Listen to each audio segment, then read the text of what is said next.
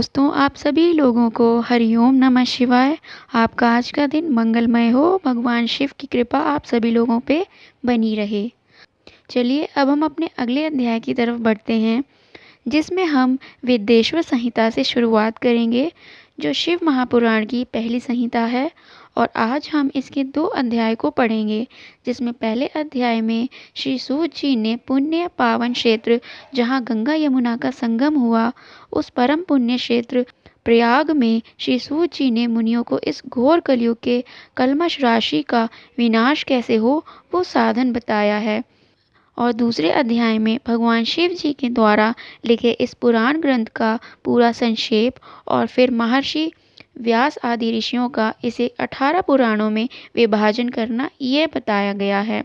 तो वीडियो को कृपया ज़रूर देखें और आप सभी लोगों को भी शिव महापुराण की कथा का अमृत रस आपके कानों में पड़े, ये बहुत सौभाग्य की बात है। आइए शुरू करते हैं। जो धर्म का महान क्षेत्र है, जहाँ गंगा यमुना का संगम हुआ, उस परम पुण्यमय प्रयाग में जो ब्रह्मलोक का मार्ग है, सत्य व्रत में तत्पर रहने वाले महातेजस्वी महात्मा मुनियों ने एक विशाल ज्ञान यज्ञ का आयोजन किया था। उस ज्ञान यज्ञ का समाचार सुनकर महामुनि सूत जी वहाँ मुनियों का दर्शन करने के लिए गए।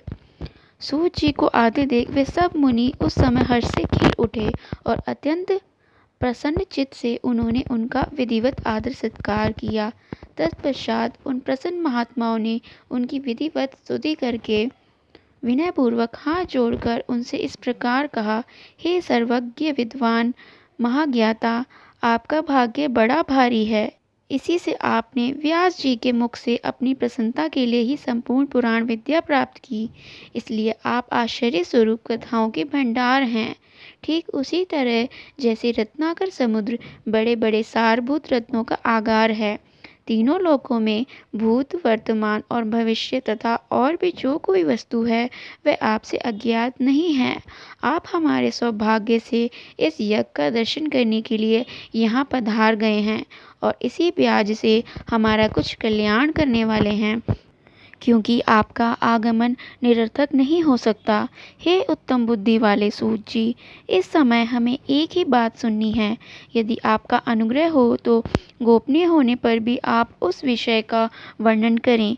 घोर कलयुग आने पर मनुष्य पुण्य कर्म से दूर रहेंगे, दुराचार में फंस जाएंगे और सबके सब सत्य भाषण से मुंह फेर लेंगे, दूसरों की निंदा में तत्पर होंगे, पराये धन को हड़प लेने की इच्छा करेंगे, उनका मन पराई स्त्रियों में आसक्त होगा तथा वे दूसरे प्राणियों की हिंसा किया करेंगे, अपने शरीर को ही आत्मा समझेंगे, मूढ़ नास्तिक और पशु बुद्धि रखने वाले होंगे, माता पिता से द्वेष रखेंगे, ब्राह्मण लोभ रूपी ग्राह के ग्रास बन जाएंगे, धन का उपार्जन करने के लिए ही विद्या का अभ्यास करेंगे और मत से मोहित रहेंगे, अपनी जाति के कर्म छोड़ देंगे, प्राय दूसरों को ठगेंगे, तीनों काल की संध्या उपासना से दूर रहेंगे और ब्रह्म ज्ञान से शून्य होंगे।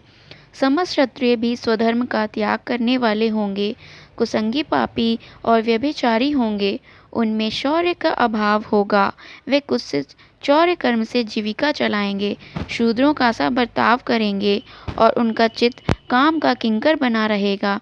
वैश्य संस्कार भ्रष्ट स्वधर्म त्यागी कुमार्गी धनोपार्जन परायण तथा नाप तौल में अपनी कुत्सित वृत्ति का परिचय देने वाले होंगे। इसी तरह शूद्र ब्राह्मणों के आचार में तत्पर होंगे, उनकी आकृति उज्जवल होगी, अर्थात वे अपना कर्म धर्म छोड़कर उज्जवल वेशभूषा से विभूषित हो व्यर्थ घूमेंगे। वे स्वभावतः ही अपने धर्म का त्याग करने वाले होंगे, उनके विचार धर्म के प्रतिकूल होंगे, वे कुटिल और द्विजनिंदक होंगे, यदि धनी हुए तो कुकर्म में लग जाएंगे, विद्वान हुए तो वाद विवाद करने वाले होंगे, अपने को कुलीन मानकर चारों वर्णों के साथ वैवाहिक संबंध स्थापित करेंगे, समस्त वर्णों को अपने संपर्क से भ्रष्ट करेंगे, वे लोग अपनी अधिकार सीमा से बाहर जाकर द्विजोचित सत्कर्मों का अनुष्ठान करने वाले होंगे, कलयुग की स्त्रियां प्राय सदाचार से भ्रष्ट और पति का अपमान करने वाली होंगी, सास ससुर से द्रोह करेंगी, किसी से भय नहीं मानेंगी, मलिन भोजन करेंगी, कुत्सित हाव भाव में तत्पर होंगी। उनका शील स्वभाव बहुत बुरा होगा और वे अपने पति की सेवा से सदा ही विमुख रहेंगी। सूत जी, इस तरह जिनकी बुद्धि नष्ट हो गई है, जिन्होंने अपने धर्म का त्याग कर दिया है, ऐसे लोगों को उत्तम गति कैसे प्राप्त होगी? इसी चिंता से हमारा मन सदा व्याकुल रहता है। परोपकार के समान दूसरा कोई धर्म नहीं है। अतः जिस छोटे से उपाय से इन सब के पापों का तत्काल नाश हो जाए, उसे इस समय कृपापूर्वक हमें बताइए।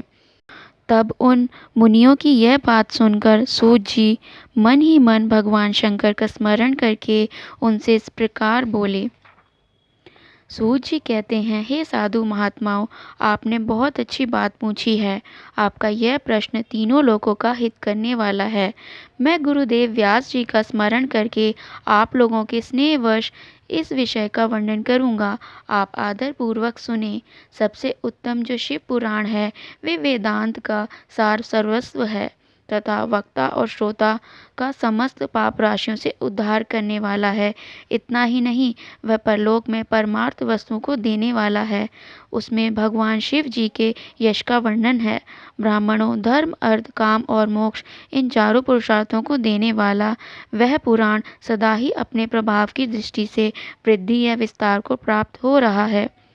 विप्रवरों, उस सर्वोत्तम शिव पुराण के अध्ययन मात्र से वे कलयुग के पाप सक्त जीव श्रेष्ठतम गति को प्राप्त हो जाएंगे।